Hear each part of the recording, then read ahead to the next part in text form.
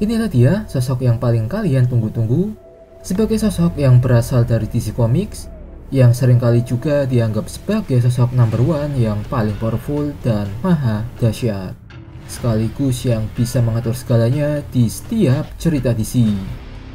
Dan ya, sosok yang akan saya bahas kali ini, yaitu tak lain adalah sang penulis komik alias The Writer.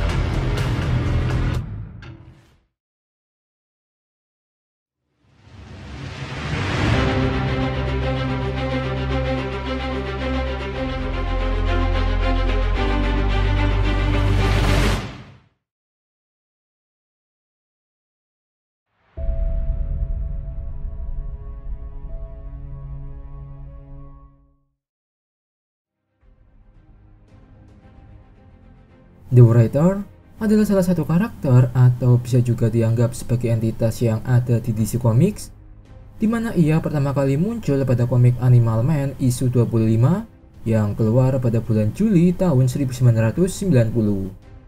Kemudian untuk penampilannya sendiri, The Writer digambarkan sebagai seorang laki-laki dewasa, lalu berambut hitam dan berkulit putih pucat. Kemudian berbeda dengan versi kembarannya dari Marvel, yaitu The One Above All, yang sebagai sosok Tuhannya semua universe di Marvel. The Writer pada franchise DC ini, dia merupakan perwujudan akan sosok Grant Morrison, yaitu seorang penulis komik DC yang sekaligus bisa dianggap juga sebagai manifestasi akan semua sosok penulis DC Comics. Entah itu Grant Morrison, Scott Snyder, Tom King, James Tynion, Alan Moore, dan lain sebagainya, mereka semua akan digambarkan sebagai karakter The Writer. Sehingga dengan begitulah, ada yang menyatakan jika penyebutan The Writer ini bukanlah untuk perseorangan, melainkan untuk kelompok yang dianalogikan sebagai mereka. Oke, berikutnya kita masuk ke bagian ceritanya, yaitu pada kemunculan pertamanya di komik Animal Man, di mana The Writer saat itu digambarkan sedang menulis kehidupan dari karakter pahlawan Animal Man dengan takdir akan kematian keluarganya, yaitu Buddy yang tragis. Hingga saat Animal Man sampai di rumah The Writer, Morrison pun menjelaskan jika dialah yang mengendalikan setiap aspek kehidupan Animal Man, di mana Morrison juga menunjukkan gambaran dari karakter Animal Man.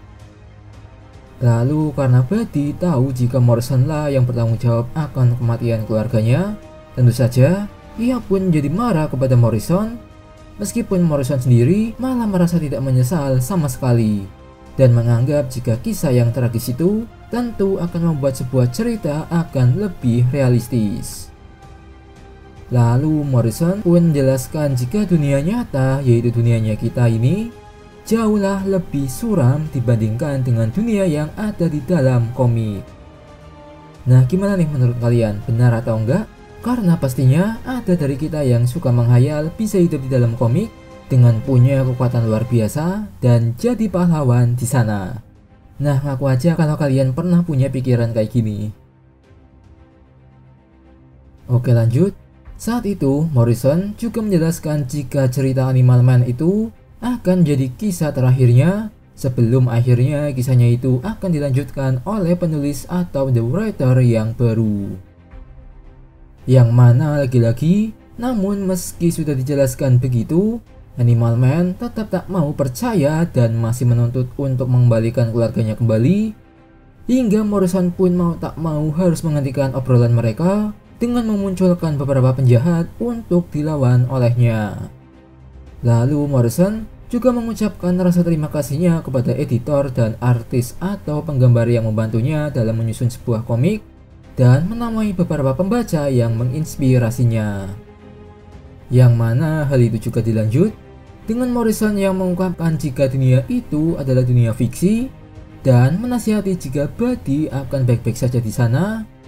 Hingga cerita itu pun ditutup dengan Morrison yang hilang dari halaman komik, lalu memunculkan Buddy di rumahnya dengan akhir yang bahagia, di mana keluarganya terlihat masihlah hidup, dan tentu saja membuat Buddy atau Animal Man, ia pun akhirnya menjadi menangis kegirangan.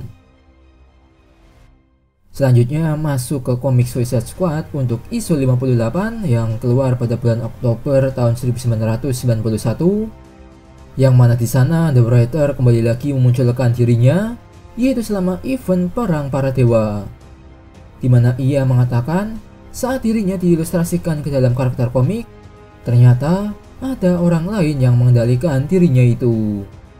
Yang mungkin saja arti dari semua itu adalah jika karakter The Writer ini pun tetap bisa dikendalikan oleh penulis lainnya di dunia nyata.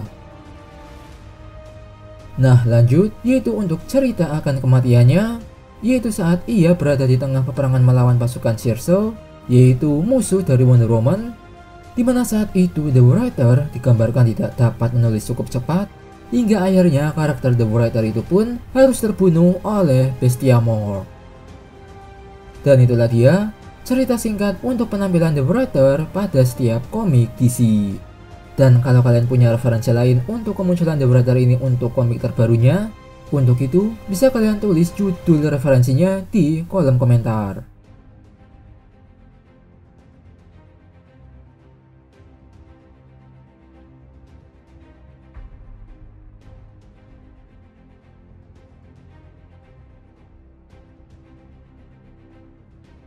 Oke, berikutnya yaitu pembahasan akan kekuatan The Writer ini, yang mana untuk kekuatannya dari semua kemunculannya di cerita komik, The Writer diduga mempunyai kekuatan yang mencapai level Outer Force, di mana ia dapat menulis dan membuat apapun di semesta DC, entah itu perubahan takdir dari setiap karakter, membuat karakter baru, maupun membuat konsep cerita baru, di mana semua karakter yang ada di semesta DC pun hanya ia anggap sebagai karakter fiksi, dan Overvoid atau Overmonitor yang hanya ia anggap juga sebagai lembaran kosong seperti kanvas putih sebagai sarana untuk media menulis cerita imajinasi mereka.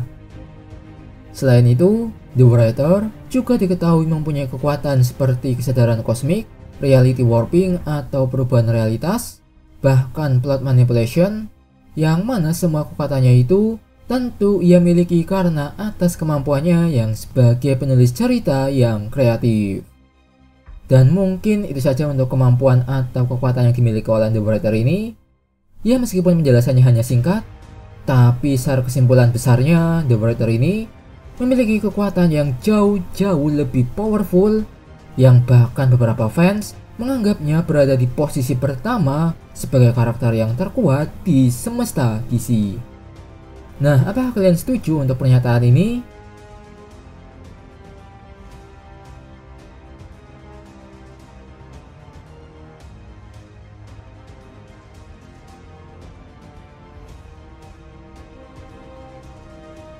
Oke, berikutnya, inilah dia bagian yang paling rame untuk dibahas, yaitu lebih kuat mana antara The Writer atau The Presence, atau siapakah sosok Tuhan yang sebenarnya di dalam semesta DC? Apakah itu The Writer atau The Presence? Nah, sebelum itu, mari kita bahas kembali untuk karakter The Writer ini, di mana sosok The Writer dipercaya sebagai entitas yang menulis berbagai cerita di dalam halaman kosong yang tak lain adalah Overvoid, dan juga ia juga direpresentasikan sebagai makhluk tertinggi di dalam DC, yang mana dari pernyataan itu memang benar sih, karena mau bagaimanapun dialah yang membuat semua cerita, plot, atau berbagai kisah yang ada di dalam komik DC. Selain itu, bagi The Writer, realitas dan penghuni di dalam semesta DC, mereka semua hanyalah dianggap sebagai sebuah cerita, yang mana juga setiap karakter yang ada di sana dapat mereka gunakan atau mereka bentuk sesuai dengan keinginan mereka sendiri. Dan tidak ketinggalan, jika mereka yaitu The Writer ini tidak puas dengan keadaan hasil ciptaannya tersebut, semua penggambarannya itu pun dapat dengan mudahnya diubah melalui retcon, atau bisa dianggap juga sebagai reboot. Dan lagi-lagi jika semua pernyataan itu benar, maka The Writer ini diduga karakternya bisa melampaui semua cerita dan hierarki yang ada di dalam DC, yang menjadi sosok yang sangat kuat dan sama sekali tidak dapat diketahui batasan atau kelemahannya dari perspektif karakter mereka. Demikian pula, tidak ada karakter yang dapat memahami The Writer secara penuh, alih-alih mereka hanya dapat berinteraksi dengan manifestasi dari The Writer.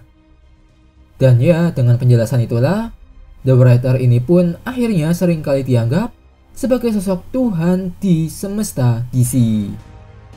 Nah, tapi apakah itu benar?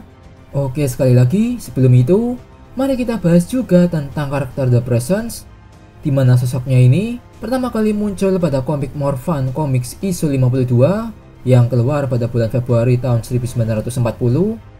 Sekaligus, ia digambarkan juga sebagai bentuk manifestasi dari sosok Tuhan, alias Yahweh, The Voice, The Creators, Master Programmer, The Light, bahkan jadi versi The One Above All dari DC Comics. Dan untuk kekuatan sendiri, The Presence tentunya akan memiliki fisiologi sebagai Tuhan yang sangat maha kuasa, maha tahu, maha pengatur, dan maha lainnya. Kemudian dengan statusnya itu, yang mana digambarkan jika The Presence ini merupakan sosok Tuhan sebagai satu-satunya karakter yang paling maha kuasa di semesta DC, maka seharusnya tak perlu ditanya lagi akan siapa sosok Tuhannya di dalam semesta DC. Yang mana sekarang untuk permasalahannya, ada dua kubu yang menganggap jika The Writer adalah yang paling terkuat atau sebagai Tuhan, tapi di sisi lain, The Presence juga dinyatakan sebagai Tuhannya DC. Terus kalau begitu, siapakah sosok Tuhan DC yang sebenarnya? Nah, untuk itu jawabannya, terutama dari saya sendiri, sosok Tuhan di semesta DC tak lain, ia adalah The Presence.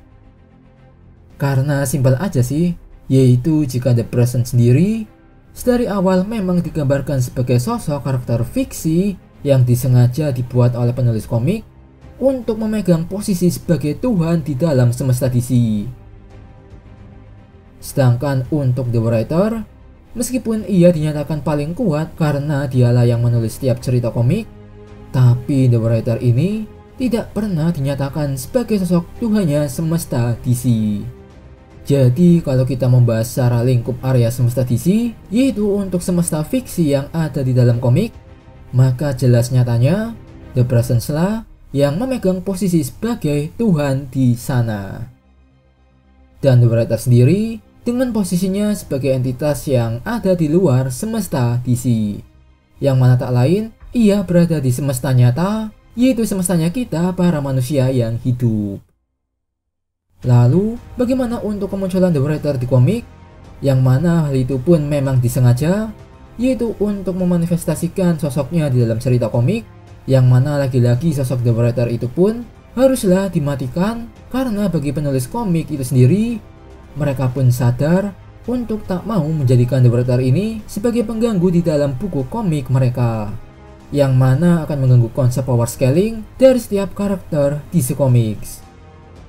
Dan bahkan benar nyatanya, dengan kehadiran The Writer di komik, posisi The Presence pun mau tak mau harus berubah menjadi yang kedua, yang mana seharusnya Tuhan itu kan harusnya di atas segalanya, bukannya malah di bawah dari entitas lain. Nah, bagaimana menurut kalian untuk konsep penjelasan ini? Dan kalau kalian masih bingung, oke, akan saya analogikan secara mudahnya, yaitu akan gambaran suatu mall, yang dimana The Presence adalah pemilik suatu mall bernama DC, yang mana bisa dianggap jika keseluruhan mall itu adalah omniverse, dengan masing-masing lantainya baik lantai 1, 2, dan seterusnya akan diibaratkan sebagai masing-masing multiverse. Lalu untuk setiap toko di masing-masing lantainya akan diibaratkan sebagai universe, yang mana di dalam toko itu pasti ada produk yang dijual, entah itu baju, kaset, atau lainnya, di mana produk-produk itu pun bisa dianggap sebagai karakter-karakter fiksi yang ada di setiap universe-nya. Lalu belum lagi ditambah yang namanya mall pasti punya penjaga seperti satpam, yang mana perannya ini bisa dianggap sebagai the monitors yang berusaha menjaga mall tersebut dari orang yang berniat jahat, yang mana lagi-lagi penjahat itu pun bisa diibaratkan sebagai anti-monitor. Lalu untuk posisi The Writer, ia akan dianalogikan sebagai seorang pejabat yang berwenang di wilayah mall itu berada. Entah itu bupati, wali kota, atau gubernur. Yang mana kesimpulannya, meskipun seorang pejabat memiliki posisi yang tinggi dibandingkan seorang CEO pemilik mall, tapi yang namanya pejabat tetaplah ia tak bisa mengatur segalanya di dalam mall tersebut. Meskipun tentu ia masih bisa jalan-jalan masuk ke mall itu hingga bisa memberikan suatu kebijakan-kebijakan di wilayahnya tersebut. Seperti halnya The Writer, di mana tentunya ia bisa dimanifestasikan sebagai sosok karakter fiksi, tapi dia tetap tidak boleh mengatur segalanya di dalam semesta fiksi DC.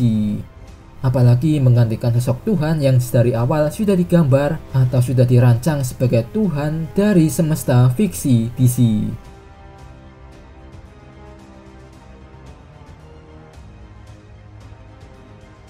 Nah, sampai sini, apa kalian sudah paham semuanya? Ya, semoga aja kalian sudah paham lah ya. Atau jika ada tambahan lain, pertanyaan, atau pendapat lain yang ingin didiskusikan, untuk itu jangan sungkan untuk komen semuanya di bawah. Dan mungkin itu saja lah ya untuk pembahasan saya kali ini. Oh ya, sebelum saya tutup, jangan lupa untuk like, share, dan subscribe channel ini. Dan akhir kata sekali lagi, cukup sekian dulu untuk video kali ini. Dan sampai jumpa lagi di next video.